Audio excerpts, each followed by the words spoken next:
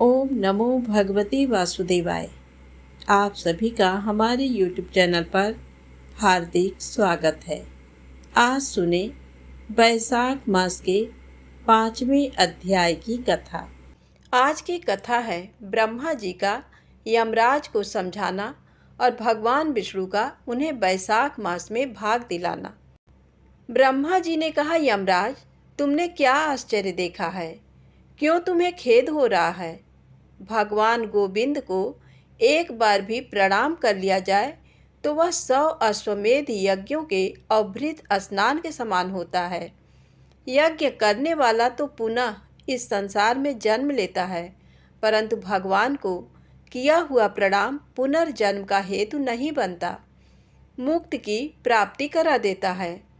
जिसकी जिह्वा के अग्रभाग पर हरि ये 2 अक्षर विद्यमान हैं, उसको कुरुक्षेत्र तीर्थ के सेवन अथवा सरस्वती नदी के जल में स्नान करने से क्या लेना है? जो मृत्यु काल में भगवान विष्णु का स्मरण करता है, वह अभक्ष भक्षण आदि से प्राप्त हुई पाप राशि का परित्याग करके भगवान विष्णु के सायुज्य को पाता है, क्योंकि भगवान विष्णु को अपना स्मरण बहुत ही प्रिय है। यमराज, इसी प्रकार बैसाख नामक मास भी भगवान विष्णु को प्रिय है, जिसके धर्म को श्रवण करने मात्र से मनुष्य सब पापों से मुक्त हो जाता है। उसके अनुष्ठान में तत्पर रहने वाला मनुष्य यदि मुक्ति को प्राप्त हो तो उसके लिए क्या कहना है। बैसाख मास में भगवान पुरुषोत्तम के नाम और यश का गान किया जाता है, जिससे भगवान बहुत प्रसन्न होते हैं। पुरुषोत्तम श्री हरि संपूर्ण जगत के स्वामी और हमारे जनक हैं।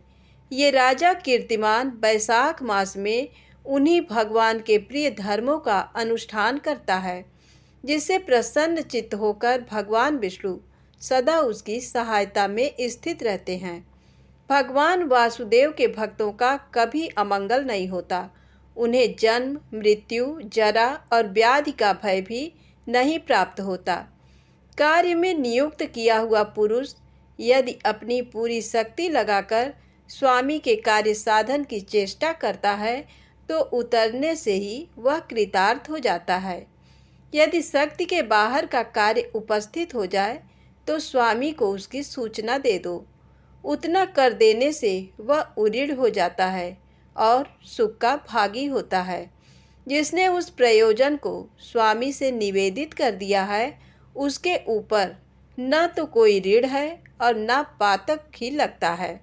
अपने कर्तव्य पालन के लिए पूरा यत्न कर लेने पर प्राणी का कोई अपराध नहीं रहता। ये कार्य तुम्हारे लिए असंभव है, अतः इसके विषय में तुम्हें शोक नहीं करना चाहिए।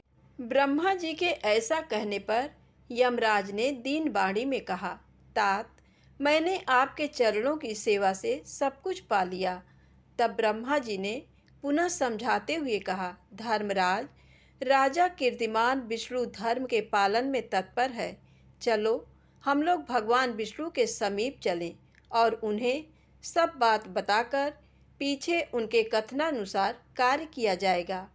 वे ही इस जगत के कर्ता, धर्म के रक्षक और नियामक हैं। इस प्रकार यमराज को आश्वासन देकर ब्रह्मा जी उनके साथ क्षीर सागर के तट पर गए। वहां उन्होंने सच्चिदानंद स्वरूप गुणातीत परमेश्वर विष्णु का स्तवन किया। ब्रह्मा जी की स्तुति से संतुष्ट होकर भगवान विष्णु वहां प्रकट हुए। यमराज और ब्रह्मा जी ने तुरंत ही उनके चरणों में मस्तक झुकाया। तब भगवान महाविष्णु ने मेघ के समान गंभीर वाणी में उन दोनों से कहा, तुम लोग यहाँ क्यों आए हो? ब्रह्मा जी ने कहा, प्रभो, आपके श्रेष्ठ भक्त राजा कीर्तिमान के शासनकाल में सब मनुष्य बैसाख धर्म के पालन में संलग्न हो आपके अविनाशी पद को प्राप्त हो रहे हैं। इससे यमपुरी सूनी हो गई है। उनके ऐसा कहने पर भगवान विष्णु हंसते हुए बोले, मैं लक्ष्मी को त्याग दूंगा। अपने प्राण, शरीर, श्रीवत्स, कौस्तुभ मणि, वैजयंती माला, श्वेत द्वीप, बैकुंठ धाम, क्षीर सागर, शेषनाग तथा गरुड़ जी को भी छोड़ दूंगा, परंतु अपने भक्त का त्याग नहीं कर सकूंगा, जिन्होंने मेरे लिए सब भोगों का त्याग करके अपना जीवन तक मुझे सौंप दिया है, जो मुझ में मन लगाकर मेरे स्वरूप हो गए हैं, उन महाभाग भक्तों को मैं कैसे त्याग सकता हूँ। राजा कीर्तिमान को इस पृथ्वी पर मैंने 10,000 वर्षों की आयु दी है, उसमें से 8,000 वर्ष तो बीत गए। शेष आयु बीत जाने पर उसे मेरा सायुज्य प्राप्त होगा। उसके बाद पृथ्वी पर बेन नामक दुष्टात्मा राजा होगा, जो संपूर्ण वेदोक्त महाधर्मों का लोप कर देगा। उस समय वैशाख मास के धर्म भी छिन्न भिन्न हो जाएंगे। बेन अपने ही पाप से भस्म हो जाएगा। तत्पश्चात मैं पृथु होकर पुनः सब धर्मों का प्रचार करूंगा। उस समय लोगों में वैशाख मास के धर्म को भी प्रसिद्ध करूंगा। सहस्रों मनुष्यों में कोई एक ऐसा होता है जो मुझ में अपने मन प्राण अर्पित करके अपना सर्वस्व मुझे समर्पित कर दे और मेरा भक्त हो जाए।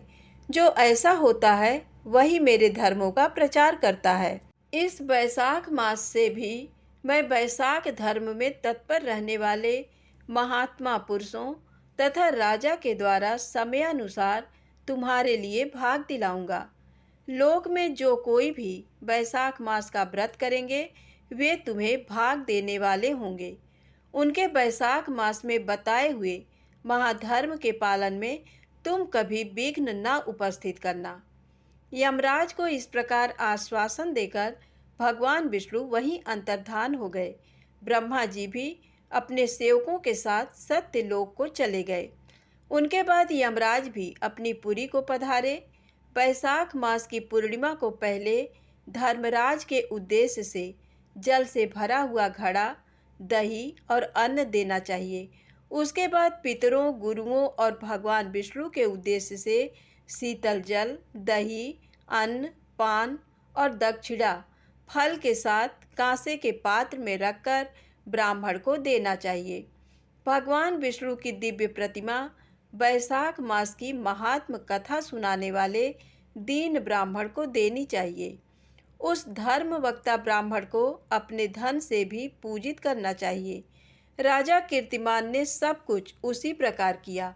उन्होंने पृथ्वी पर मनोवांछित भोग भोग कर शेष आयु पूर्ण होने के पश्चात पुत्र पौत्र आदि के साथ श्री विष्णु धाम को प्रस्थान किया। मिथिलापति ने कहा, महामते, दुरात्मा राजा बेन प्रथम स्वयंभू मनवंतर में हुआ था और ये राजा इक्ष्वाकु कुलभूषण कीर्तिमान वैवस्वत मनवंतर के व्यक्ति हैं। ये बात पहले मैंने आपके मुख से सुन रखी है, परंतु इस समय आपने और ही बात कही है कि ये राजा जब वैकुंठवासी हो जाएंगे उसके बाद राजा बेन उत्पन्न होगा। मेरे इस संशय को आप निवृत्त कीजिए। श्रुतदेव ने कहा, राजन, पुराणों में जो विषमता प्रतीत होती है वह युग भेद और कल्प भेद की व्यवस्था के अनुसार है। किसी कल्प में ऐसा ही हुआ होगा कि पहले राजा कीर्तिमान और पीछे बेन हुआ होगा। इसलिए कहीं कथा में समय की विपरीतता देखकर उसके अप्रामाणिक होने की आशंका नहीं करनी चाहिए। प्रेम से बोलें, विष्णु भगवान की जय हो। यदि आपको कथाएं अच्छी लगें तो कृपया लाइक अवश्य करें, चैनल को सब्सक्राइब करें, ज़्यादा से ज़्यादा शेयर करें। जय माता दी, जय भोलेनाथ।